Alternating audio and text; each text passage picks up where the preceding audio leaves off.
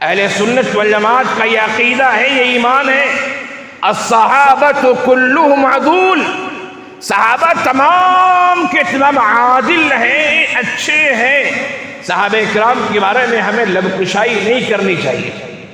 اللہ کے رسول صلی اللہ علیہ وسلم نے ارشاد فرمایا، میرے صحابہ کو برا بھلا مت کہو، تم اگر احد پہاڑ کے برابر بھی سونا خرچ کر دو تو تم میرے صحابی کے معمولی چیز کے برابر بھی نہیں ہو سکتے۔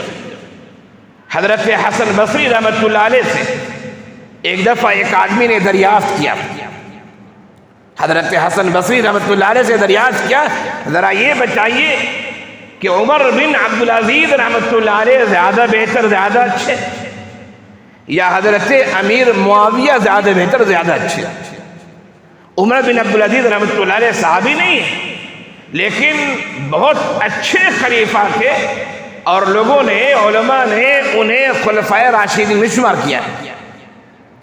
حضرت حسن بصری رحمۃ اللہ علیہ جو جواب دیا وہ جواب سنیے۔ انہوں نے فرمایا، تم عمر بن عبدالعزیز اور امیر معاویہ کا موازنہ کرتے ہو؟ یاد رکھنا امیر معاویہ رضی اللہ عنہ جس گھوڑے پر بیٹھ کر انہوں نے جہاد کیا تھا، اور گھوڑے کی ناک میں جو گرد و غبار گئی تھی جہاد کی راہ کی وجہ سے، عمر بن عبدالعزیز اس کے برابر بھی نہیں ہو سکتے۔ صحابی ہوتا ہے۔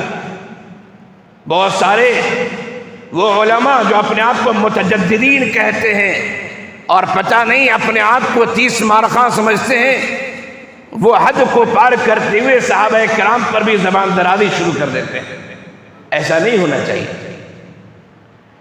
حضرت حسین ہوں، حضرت امیر معاویہ ہوں، یا کوئی اور بھی ہو رضی اللہ عنہ مجمعین، صحابہ کرام پر زبان درازی نہیں ہونی چاہیے۔